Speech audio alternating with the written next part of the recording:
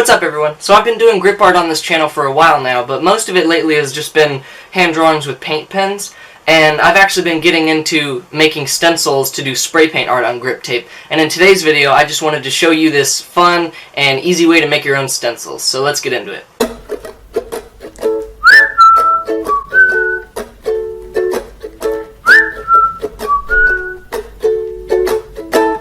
So the materials you'll need for this project is copy paper, some painter's tape, file folders for the stencils themselves, writing utensils. You'll just need pencil, pen, marker, basic stuff.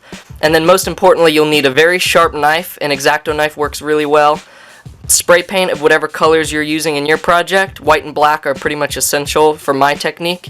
And I use some weights. I just use rocks, but you'll need weights to actually weigh down the stencils while you're painting. And a cutting mat is very helpful for this project. And so just like any creative project, this is going to start with the idea. And for today's video, I'm going to be doing a Neen Williams stencil. He's a professional skateboarder I've looked up to for a long time, and especially with my injury right now, he's been a big role model to me. So it's just going to start, I just look up some images of whatever subject I'm painting, and today it's going to be Neen Williams, so I'll just search that up and find the best image I can of him. He's got a trademark smile, so I think this picture will work well for that. So then I'll just save that and use that for my initial sketch. Now I know there's techniques you can use. If you're not very good at drawing, you could probably use this image in Photoshop or whatever computer program you want to use to make a design that you want to cut out eventually, but I just prefer to sketch it out, so I just use that image and I'll draw my own picture of Neen, and it'll just start with a quick sketch, and then we're gonna move on to inking it.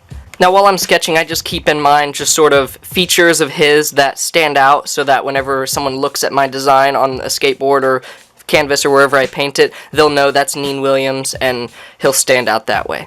And then we'll move on to inking. So this is what the marker is for. This is one of the most important parts of planning the stencil, is inking all the lines, and I make sure to make real bold lines that end in points. That way when you're cutting it out with the X-Acto knife, it's easier to complete the line. And this first inking is going to be for the final layer. We're going to be kind of working backwards. There's 3 layers to these stencils: white, color, and black. So we're going to be starting with the most intricate layer, which is the black layer.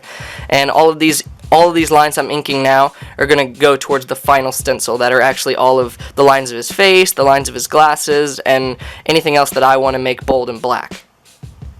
Now once this first inking is done, that's pretty much the bulk of the planning of the stencil. Now we're going to transfer this layer onto the file folders, which will be our stencils. So to do that, you can use a light box or other techniques. I don't have any of those things, so what I like to do is I'll just set my sketch on top of the file folder, tape it down so it holds its spot, and then using a pen I just trace over the edges of those lines that I just made, and I press down real hard so that it makes an indent in the file folder below.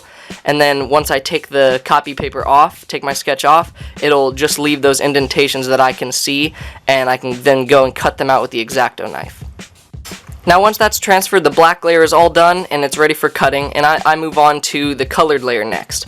So then I'll go back to my original sketch on the copy paper, and then I just plan out where I want the color to be in his face. I usually make it facial hair, and anything he's wearing might be colored, or shading on his face. I'm just doing a design of his face, so I'm pretty much just going to be making the shading on his face and the facial hair, and we'll do just the same thing. We'll draw it first in pen, and then ink it, press it real hard onto another file folder to be our second stencil, the color layer, and then once that's all transferred, that's ready to be cut. And now that color layer is done, we just have the white layer next, which is the easiest. All you have to do for that is trace the whole perimeter of the image, leaving maybe just ½ an inch margin on any side, because that's going to be the background of our whole stencil. Planning the stencil is the hardest part, and now that that's done, we just move on to cutting. And this is probably tedious more than anything. You'll just take your X-Acto knife, go to all those indentations we made with our planning, sketches, and transfers, and then we'll just cut it all out, and the image will start really coming together as you cut layers out. And I will point out that with my color layer, I like to put a small line here and there around the perimeter of my color layer, and this will come in later whenever we're trying to line up the stencils while we're painting them, and I'll show you that whenever the painting step comes up.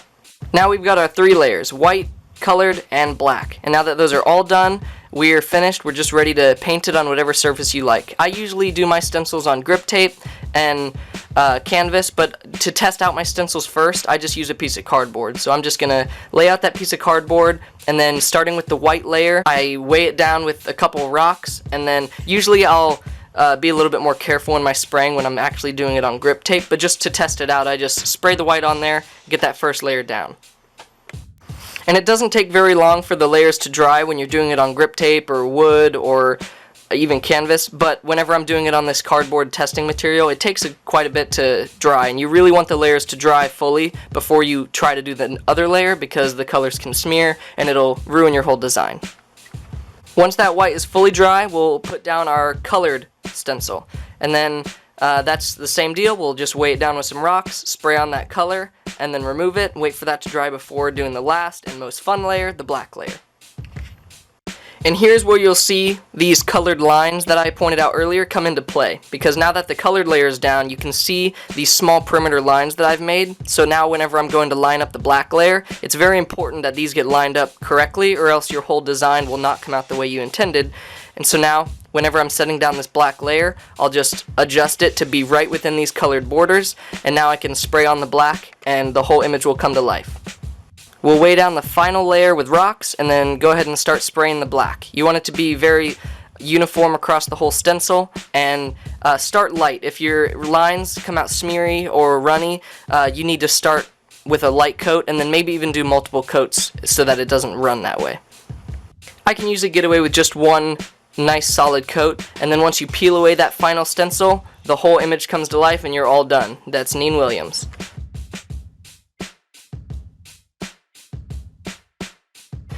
And there are a ton of ways that you can tweak this technique to make it your own. You can update the number of layers that you use, spraying techniques, colors, all of that. So I hope you can use your own creativity and ideas to make your own stencils. And I do want to point out that Mouse Grip and Cibo Walker are two huge inspirations to me when it comes to all sorts of art and grip tape art. So I would definitely check them out on Instagram.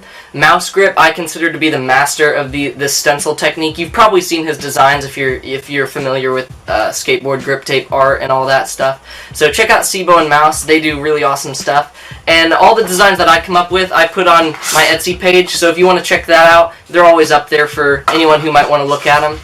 And thanks for watching today. I post constant updates with art, skateboarding, my injury, all sorts of stuff on my Instagram page. So if you want to check that out, you can find me at Professor Shred. That's my personal Instagram, and then Professor Shred Grip is my art page.